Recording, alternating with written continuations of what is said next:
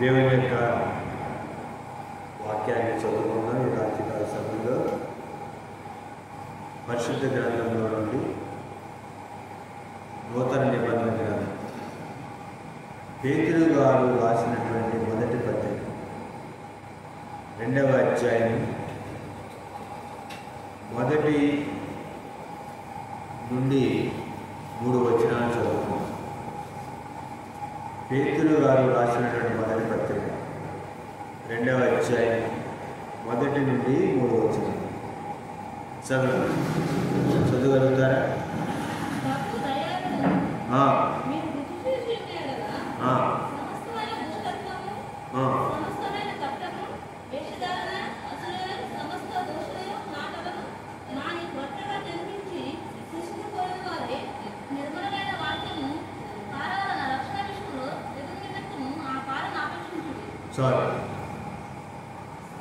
ప్రభు అయినటువంటి యేసుక్రీస్తు వారి యొక్క శిష్యుడు అపోస్తులైనటువంటి పేతురు గారు ఈ యొక్క పత్రికను రాశారు.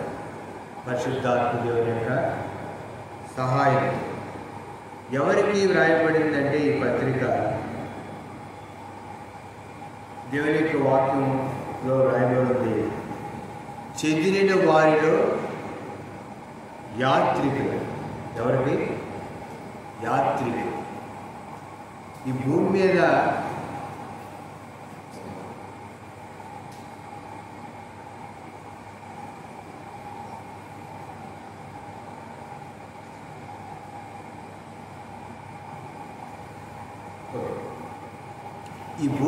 మనం ఎవరమండి? ఈ భూమి మీద ఎవరున్నాం? యాత్రికులు.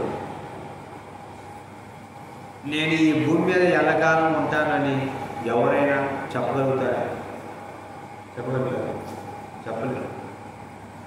మానవుడు ఈ భూమి మీద ఎవరంటే అస్థిరుడు. ఎవరు? అస్థిరుడు అంటే స్థిరం కాదు. స్థిరము కానివాడు అస్థిరుడు. ఎల్లకాలం ఎవరు ఈ లోకంలో ఉండరు. కనుక మనం గుర్తుంచుకోవాల్సింది ఏంటంటే, నేను యాత్రికుడిని. విశ్వాస ఆత్మీయ జీవితంలో నేను ప్రయాణం చేస్తున్నాను. నా యాత్ర ఎక్కడికి? పరలోకానికి. ఆనాడు ఇజ్రాయేల్ ప్రజలు వాళ్ళు ప్రయాణించారు. ఎక్కడి నుండి? ఐగుప్తు దేశం నుండి ఎక్కడ ప్రయాణించారు? కానాను. ఈనాడు నీవు నేను ఐగుప్తు అనేటటువంటి పాపంలో నుండి ప్రభువుని మనం విడిపిస్తే పరమ కాలానికి మనం ప్రయాణం చేస్తాం. ఆ విషయాలు మనం గుర్తుపెట్టుకోవాలి. ఈ యొక్క 2వ అధ్యాయం 1వ వచనంలో దేవుని యొక్క వాక్యం రాయబడింది. ప్రభు దయాళుడని మీరు రుచి చూచున్నాయా? ప్రభు ఎవరు? దయాళుడు. ప్రభు ప్రపంచాన్ని పరిపాలించినటువంటి సామ్రాజ్యాలలో చివరిదైనటువంటి సామ్రాజ్యం రోమా సామ్రాజ్యం. రోమా సామ్రాజ్యాన్ని పరిపాలించినటువంటి చక్రవర్తులు ఎవరు అనేవారంటే ప్రభు అనేది. ప్రభు అని వాళ్ళని సంబోధించేవారు. అయితే యోధా బెత్లెహేములో పుట్టి నజరేతులో గలిలయలో నజరేతులో పెరిగినటువంటి ఈ యేసు కూడా ఎవరో తెలుసా?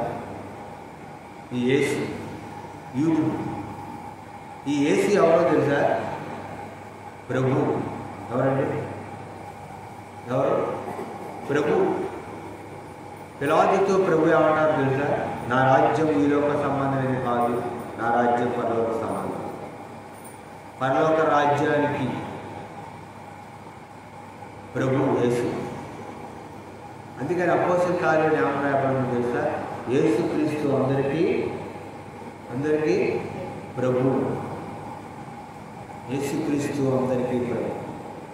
ఆయన ద్వారా సమాధానకరమైన సువార్తను దేవుడు అనుగ్రహించారు. అయితే ఈ ప్రభు ఎవరో తెలుసా? దయాళుడు. ఎవరు ఈ ప్రభు? దయాళు. రోమా సామ్రాజ్యాన్ని పరిపాలించిన చక్రవర్తులు వాళ్ళని ప్రభు అని పిలిచారు. వాళ్ళు ఎటువంటి వారు తెలుసా? కఠినులు, క్రూరత్వం కలిగినటువంటి వాళ్ళు. అందుకని రోమా సామ్రాజ్యాన్ని దానిని గ్రంథంలో దాన్ని పోల్చారు. అదేంటంటే బలమైనటువంటి సామ్రాజ్యం, అనేకమైనటువంటి పోలికలతో దానిని గారు దర్శనంలో పోల్చారు. కనుక క్రూరత్వం కలిగినటువంటి సామ్రాజ్యం, దయ, కనికరం, జాలి అనేది లేదు. రోమా సామ్రాజ్య పరిపాలన కాలంలోనే అపోస్తలుడైన యాకోబు గారిని తలని అడిగారు, పేతురు గారిని జైల్లో పెట్టారు. సంఘానికి ఏం కలిగింది? ఏమొచ్చిందండి? సంఘానికి శ్రమ, హింస కలిగింది. అటువంటి సామ్రాజ్యం రోమా సామ్రాజ్యం. ప్రభువైనటువంటి యేసుక్రీస్తును అంగీకరించినటువంటి వాళ్ళు ఏం చేశారంటే పెద్ద పెద్ద స్టేడియాలలో వాళ్ళని ఉంచి, సింహాలకు ఆహారం పెట్టకుండా ఉంచి వాటిని వదిలితే ఆ సింహాలు వచ్చి వీళ్ళు తింటా ఉంటే వాటిని చూసి ఆనందపడేవాడు. అలా ఉండేవాళ్ళు. కానీ ఈ యేసు ప్రభు ఎలాంటి వాడు తెలుసా? దయాళు. ఎలాంటి వాడు?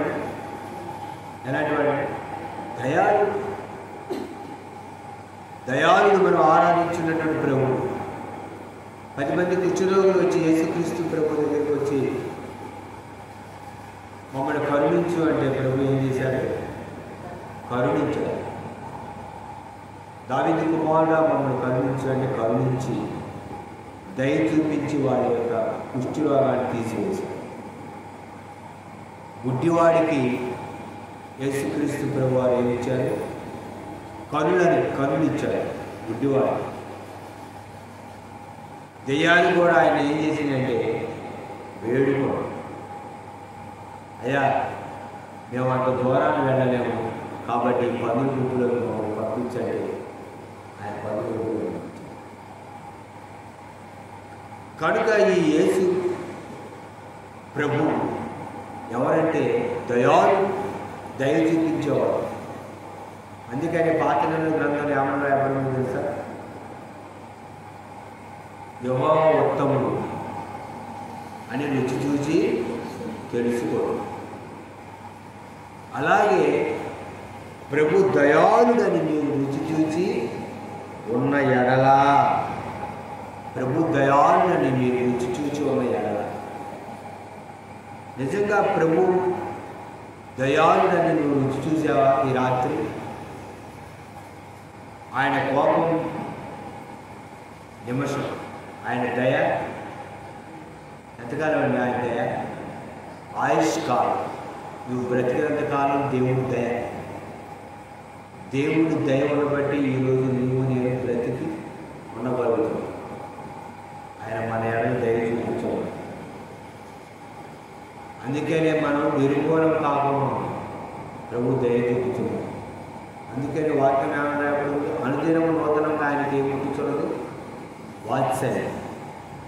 ప్రభు దయ చూపిస్తాడు. అయితే ఈ రాత్రి వాక్యాంశం ఏంటంటే ప్రభు దయాళుడు అని, ప్రభు దయాళుడని మీరు రుచి చూసి ఉన్న ఎడల, ప్రభు దయాళుడని నువ్వు రుచి చూశారు. ఇప్పుడు ఏదైనా కూర ఉంటారనుకోండి, ఏం చేస్తారమ్మా? కొంచెం చేతిలో పెట్టామని కొంచెం చూద్దాం వచ్చి ఎక్కడ నేను ఎక్కువగా జరిగేది అంటారా? మీరు అసలు కూరలో వండినలాగా చూస్తున్నారు. నాకు కొంచెం చేతిలో ఏంటంటే రుచి చూస్తాం, ఎట్టుంది ఏంటి, ఉప్పు కారం జరిగేది లేదా, చింతపండు జరిగేదా, పుడిపోయి టేస్ట్ చూస్తాం. రుచి చూసిన తర్వాత ఏమంటారు? బాగాలేకపోతే బాగాలేదు చెప్తారు, బాగుంటే భలే ఉంది అసలు, వాడు కొట్టు పట్టారట అంటారా? రుచి చూశారు కాబట్టి. అలాగే మనం రోడ్డు మీద వెళ్తూ ఉన్నప్పుడు రోడ్డుకి ఇరువైపులా అనేక రకమైనటువంటి పండ్లు అమ్ముతూ ఉంటారు. పండ్లు అమ్మేటటువంటి వ్యాపారులు వారు ఏం చేస్తారు తెలుసా, ఆ కాయల్ని కొంచెం కోసి అక్కడ పెడతారు. ఉదాహరణకి దానిమ్మకాయలు అమ్మే వ్యాపారం ఉన్నాడనుకోండి, ఆయన ఏం చేస్తారంటే ఓ దానిమ్మకాయ కట్ చేసి అక్కడ పెడతారు. మళ్ళాంటి వాళ్ళు ఎవరో వాళ్ళు వెళ్ళి దానిమ్మకాయలు అంతా ఏంటి రేట్ అడిగి మాట్లాడతారు. అప్పుడు ఏమంటారు, సార్ కొంచెం తిని చూడండి సార్, అదిగోండి అది అంటే మనం ఏం చేస్తాం, కొన్ని విత్తనాలు తీసుకొని వడ్డేసుకొని తిని బాగుంది ఇవ్వాలి. యెహోవా ఉత్తముడని రుచి చూచి తెలుసుకోండి. ప్రభు దయాళుడని రుచి చూచి ఉన్నాయి ఎడల రుచి చూస్తే దేవుడిలో ఉన్నటువంటి ఆ యొక్క మాధుర్యాన్ని, దేవుడిలో ఉన్నటువంటి ఆ గొప్పతనాన్ని రుచి చూస్తే మనం వదిలిపెట్టాలి. అదేంటంటే నిజంగా ప్రభువుని మనం రుచి చూస్తాం. ఆనాడు భక్తులు అనేకులు ప్రభువుని ఏం చేశారు తెలుసా, రుచి చూశారు. ప్రభువుని వాళ్ళు రుచి చూశారు. అందుకని అనేకులు ప్రేరేపించబడ్డారు, దేవుని యొక్క సన్నిధికి వచ్చారు. ఎక్కడో ఉన్నటువంటి ఇంగ్లాండ్ దేశంలో ఉన్నటువంటి విలియం కేరీ గారు ప్రభువుని రుచి చూసి ఆ రుచిని మన భారతదేశంలో ఉన్నటువంటి మనకి దాన్ని తెలిసేలాగా చేశారు. కనుక నీ దగ్గరికి వచ్చినటువంటి సువార్త అనేటటువంటి రుచి, ప్రభు అయినటువంటి యేసుక్రీస్తు అనే రుచిని నువ్వు ఎట్టలకి ఏం చేయాలి, పరిచయం చేయాలి. నిజంగా ప్రభు దయాలని నీవు నేను రుచి చూసి ఉంది. నిజంగా రుచి చూసాము. చాలామంది ప్రారంభంలో ప్రార్థనకి ఎలా వస్తారంటే ఆసక్తితో వస్తారు. అందరికంటే ముందు వస్తారు. బాప్తిసం తీసుకొని కొత్తగా ఇంకెవరు రాలేదండి అని గబుక్కున ఆళ్ళు వచ్చి ప్రార్థన చేస్తారు. విశ్వాస ఆత్మీయ జీవితంలో సంవత్సరాలు గడిచిన కొలది ఏమవుతారంటే 10ంటికి ప్రార్థనకు వచ్చేవాళ్ళు ఎగ్జాంపుల్ 10:30 వస్తారు. ఇంకా సంవత్సరాలు గడిచే కొద్ది ఎప్పుడు వస్తారంటే 11, 11:30, 12ంటికి వస్తారు. అంటే విశ్వాస ఆత్మీయ జీవితంలో ఏమవుతున్నారు, దిగజారిపోతారు. ప్రారంభంలో ఉన్నటువంటి ఆ యొక్క ఆ వేడి రాగానే ఆయన చల్లారిపోవాలి. అదేనంటే ప్రారంభంలో చూసి ఉన్నటువంటి ఆ స్థితి చూడడం.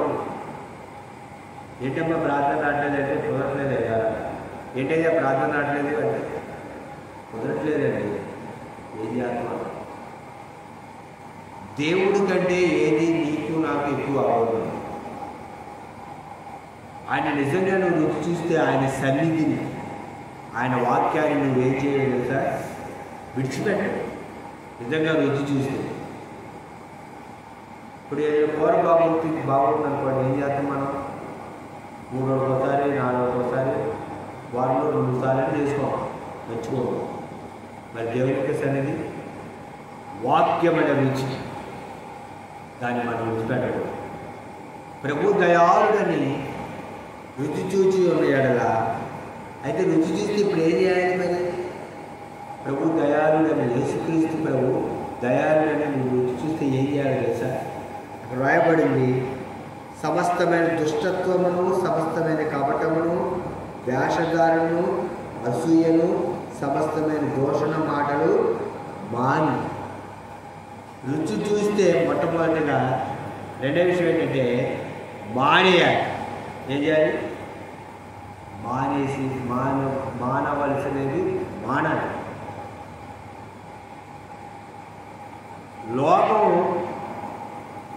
లోకములో నుండి మనల్ని ప్రభు ఏం చేశాడు తెలుసా? ఏర్పరచుకున్నాడు. ఈ లోకంలో నుండి మనం పరలోకం యాత్ర చేస్తాం. కనుక యాత్ర చేసేటప్పుడు మనం ఏం చేయాలంటే మానేయాలి. ఇంకా లోకంలో ఉన్నటువంటి లోకంలో ఉన్నవి మనలో ఉండకూడదు, మనం మానేయాలి. లోకంలో నుండి దేవుడు మనల్ని పిలిస్తే సంఘంలోకి, సంఘం అంటే ఏంటో తెలుసా? ఏర్పరచబడినటువంటి సమూహం. కబావ్ అంటే బయటికి వచ్చినటువంటి వాడు. లోకంలో నుండి బయటికి మనం పిలువబడితే మనం వచ్చేటప్పుడు మళ్ళీ ఏం చేసాం తెలుసా? లోకంలో ఉన్నాయన్నీ కూడా మళ్ళీ ఏం చేసాం? సంఘంలోకి ఏం చేసాము? తీసుకొచ్చు. ఐగుప్తులో నుండి వచ్చేటప్పుడు ఇజ్రాయేలీయులు ఏం చేశారండి? ఐగుప్తులో నుండి వచ్చినప్పుడు ఇజ్రాయేలీయులు బంగారం, వెండి మొత్తం అన్నీ ఏం చేశారమ్మా? తీసుకొచ్చుకున్నారు.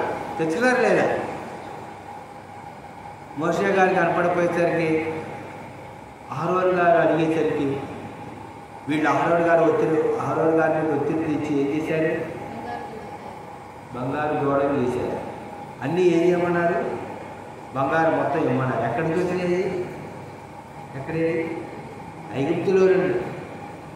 ఐగుప్తులో నుంచి బయటకు వచ్చారు. కానీ ఆలోచనలో, స్వభావం, మనసు ఐగుప్తులో నుంచి బయటకైతే వచ్చారు. కానీ ఆ మనసు, ఆలోచన అక్కడే ఉంది. అందుకని మరలా ఏమనుకున్నారు? ఐగుప్తులోనికి తిరిగి వెళ్ళాలి అనుకున్నారు. మోషే గారికి వ్యతిరేకంగా నిలబడ్డారు. ఐగుప్తులో ఉన్నప్పుడు అలా ఉండడం, ఎలా ఉండడం, ఇక్కడ ఎట్టా ఉండడం ఏంటి అనుకున్నారు. ఇంకా రుచి చూడరావాలి. నేను ఈ రాత్రి ప్రభువుని రుచి చూస్తే ఇక్కడ ఉన్నటువంటి వాటినన్నింటినీ ఏం చేస్తారో తెలుసా? మానేస్తాం. కొంతమంది చూడండి, ప్రార్థన చేయాల్సిన పనులు చేస్తారు, మాట్లాడాల్సిన మాట్లాడతారు, మళ్ళీ అవుతారు. ప్రార్థన లోకంలో నుంచి పిలవబడిన మనం లోకస్తులాగా సంఘస్థులు, విశ్వాసం అర్థమైందా? మన విశ్వాసులు, మన సంఘస్థులు, మనం ఏర్పరచబడిన వారు, మనం పిలవబడినటువంటి వారు, మనం ఎవరో చేసే ప్రత్యేకించబడినటువంటి వారు, ప్రత్యేకమైన వాళ్ళలాగా ఉండాలి. మరి లోకంలో కలిసే వాళ్ళు ఉండకూడదు. ప్రభు దయాళుడని మీరు రుచి చూచి ఉండేలా వీటన్నిటిని ఏం చేస్తారు తెలుసా? మానేస్తారు. సమస్తమైన దూషణ మాటలను మాని, ఇక్కడ చాలా విషయాలు ఉన్నాయి, వాటన్నిటి ఏం చేస్తారు? నువ్వు మానవు. ఇంకా నువ్వు మానలేదంటే ప్రభువుని ఏం చేయలేదండి? రుచి చూడాలి. ప్రభువుని రుచి చూస్తే ప్రార్థన అంటే సమయానికి వస్తున్నాం. అదే రుచి చూస్తే, అదే రుచి చూడకపోతే కొంతమంది సగం రుచి చూస్తారు, పూర్తి రుచి చూడరు. నిజంగా ప్రభువుని రుచి చూస్తే దేవునికి సన్నిధి అంటే ఆసక్తితో. అర్థమైంది కదా? అందుకని దావీదు గారు రాను కదా, అనుదినము నేను ఆయనకి గడప దగ్గర కాచుకుంటాను అంటే దేవునికి సన్నిధి. వీటన్నిటిని మాని క్రొత్తగా జన్మించిన శిశువులను పోలిన వారే నిర్మలమైన వాక్యములను పాలవలన రక్షణ విషయంలో ఎదుగుతూ ఆ పాలను ఆపేక్షించుడి. ప్రభు దయాళులను రుచి చూస్తే మొట్టమొదటిగా రెండోదిగా నువ్వేం చేస్తావో తెలుసా? మానేస్తావు. అలాగే రక్షణ విషయంలో ఎదుగు నిమిత్తము, రక్షణ విషయంలో ఏమవ్వాలి? ఎదగాలి. చాలామంది చూడండి, ఏంటమ్మా సరిగా అన్నం తినట్లేదా? అట్లా ఏంటమ్మా బక్కలు ఏంటమ్మా సరిగా అన్నం తినట్లేదా? చూడండి ఎట్లున్నా అన్నం తినట్లేదా? రక్తం లేదు సరిగా, ఏమి లేదు. తినమ్మా, ఆకుకూరలు తిని, పళ్ళు తిని, అప్పుడప్పుడు మాటలు తిని, సరిగా ఎరగట్లా అంటారా? ఏమండి? అంటారు. సరిగ్గా ఎదగట్లేదు, తిండి పెట్టట్లేదు ఏంటండి అంటారు. తిండే ఉందండి, ఎందుకంటే పాపం అట్లే ఉంటుంది ఎప్పుడు చూసినా అంటారు. శరీరానికి పోషక ఆహారం కావాలి. పోషక ఆహారం, విటమిన్, కార్బోహైడ్రేట్స్, మినరల్స్, ప్రోటీన్స్ ఇవన్నీ సమపాలనలో అందితేనే శరీరం ఏమైతే చేసా ఎదిగిద్ది. శరీరానికి ఇవన్నీ అవసరం. ఫైబర్, ప్రోటీన్, కార్బోహైడ్రేట్స్, మినరల్స్ ఇవన్నీ అవసరం. ఇవన్నీ అందితేనే శరీరం ఏమైతే ఎదిగిద్ది. అలాగే నీ ఆత్మ కూడా ఏమవ్వాలి? ఎదగాలి. దేని విషయంలో ఎదగాలి? రక్షణ విషయంలో నీ ఆత్మ ఎదగాలి. రక్షణ విషయంలో నువ్వు ఎదగాలి అంటే నీకు ఏం కావాలి? వాక్యం అనే పాడు కావాలి. ఏం కావాలండి? కొత్తగా జన్మించిన శిష్యుని కోరిన వారు పిల్లవాడు పుట్టిన తర్వాత ఏం చేస్తారు? ఏం చేస్తారండి? మాట్లాడమ్మా, తెలియగా నేను చెప్పేది. పాలు పడతారు నేను పాలు పడతారు. అలాగే వాక్యం అనే పాలు, నిర్మలమైన వాక్యం అనే పాలు. ఈరోజు పాలు అయిపోయింది తెలుసా? కలుషితమైపోయింది. పాలు కలుషితమైపోయింది. అలాగే వాక్యం అనే పాలు అయిపోయింది తెలుసా? కలుషితమైపోయింది, కల్తీ అయిపోతుంది.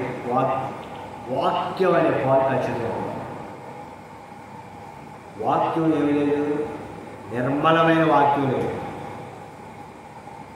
పాలన్న వాళ్ళు పాలు పోసినప్పుడు ఏం చేస్తారు తెలుసా? చూస్తారు ఎలా ఉన్నాయి, ఏంటి, ఎంత శాతం సరిగ్గా లేదా టెస్ట్ చేస్తారు. పాలు మంచిగా ఉందో లేదా. అదేంటంటే క్యాన్లు పాలు తెచ్చి అవి మంచిగా పాలు లేకపోతే, వెన్న శాతం సరిగ్గా లేకపోతే నీకు డబ్బులు ఎట్టే వస్తే రావు. అలాగే వాక్యం అనే పాలు, నిర్మలమైన వాక్యం, శ్రేష్టమైనటువంటి వాక్యం అనే పాలు నువ్వు తాగితే రక్షణ విషయంలో ఏం చేస్తావు తెలుసా? ఎదుగుతూ. కనుక నువ్వు ప్రభు దయాళుడని రుచి చూస్తూ ఉంటే నువ్వు మానేస్తావు. నువ్వు రక్షణ విషయంలో ఎదుగుతూ. ఆసక్తి ఉండాలండి ఎదగటానికి రక్షణ విషయంలో. అనేకులు శరీరంగా ఎలా ఉన్నారంటే శరీరంగా బలంగా ఉన్నారు, ఆత్మీయంగా ఎలా ఉన్నారు?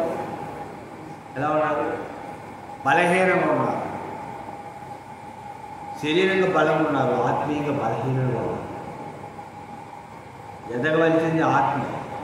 శరీరం కూడా ఎదగాలి, కానీ నీ ఆత్మ ఎదగాలి. నీ ఆత్మ ఎదగాలంటే నీకేం కావాలి? ఏం కావాలంటే వాక్యం వినాలని ఆశిస్తోవాలి. ఎప్పుడైనా వాక్యమే కదండి ఏమంటే అని అనుకోకూడదు. ఎప్పుడు తిండే కదండి ఏం చేస్తాం అంటారా? వాక్యం కూడా ఆసక్తితో వాక్యం వినాలి. పౌలు గారు వాక్యం చెప్తా ఉంటే లూదియా వాక్యం వింటా ఉంటే లూదియా హృదయం ఏమైందండి? ఏమైంది? లూదియా హృదయం తెరవబడింది. నువ్వు వాక్యం వింటే నీ మనసు తెరవబడింది. నువ్వు వాక్యం వింటే ఆ వాక్యం నీ అంతరంగంలో ఉంది. ఆ వాక్యం నీ రక్షణ విషయంలో నేను ఎదిగేలాగా చేసింది. అదే వాక్యం. కనుక ఈ రాత్రి ఈ యొక్క సంఘ ప్రార్థన కొడుకులో నిజంగా ప్రభు దయాన్ని రుచి చూశారు. రుచి చూసిన వాళ్ళు ఇంటి దగ్గర ఉన్నారండి. దేవునికి సన్నిధిలో ఉంటారు. అదే శరీరం అంటే బలహీనంగా ఉంది. నేను బలహీనుడిని, నేనేం బలవంతుని కాదు. శరీరం నేనేం బలవంతుని కాదు, నేను బలహీనుడిని. కానీ ప్రభు బలపరుస్తాడు. అదే వెళ్ళాలి, దేవుని వాక్యం చెప్పాలి అనే ఆశ. కనుక ఈ రాత్రి ప్రభు దయాలను రుచి చూస్తే ఆయన నీ కొరకు ప్రాణం పెట్టాడు, రక్తం కాచాడు, నశించిపోతున్న నిన్ను రక్షించాడు, లోపల నుంచి పిలిచి ఏర్పరచుకున్నాడు అనే అవగాహన నీకుంటే ప్రభు ప్రాణత్యాగాన్ని నువ్వు గుర్తిస్తే, ఆయన రుచి చూస్తే, ఆ శిలువ త్యాగం నువ్వు గ్రహిస్తే నిజంగా నీవు మానేసేవన్నింటినీ మానేస్తావు. రక్షణ విషయంలో ఎదుగుతూ. కనుక ఈ రాత్రి మనం ఆయన రుచి చూసి ఉన్నటువంటి వారు ఉన్నప్పుడు మనం మానేసి రక్షణ విషయంలో ఎదిగి ఆయన రాకడకు మనం సిద్ధపడాలి. ఆయన కొరకు సాక్షిగా ఈ భూమి మీద జీవించాలి. ఈ లోకంలో మనం మన యాత్ర ముగించేవారు. అట్టి కృపా ప్రభు మనకు అనుగ్రహించుగాక. దేవుడు తన వాక్యమును మనకి అంతరంగంలో భద్రపరచుగాక. ఆమేన్.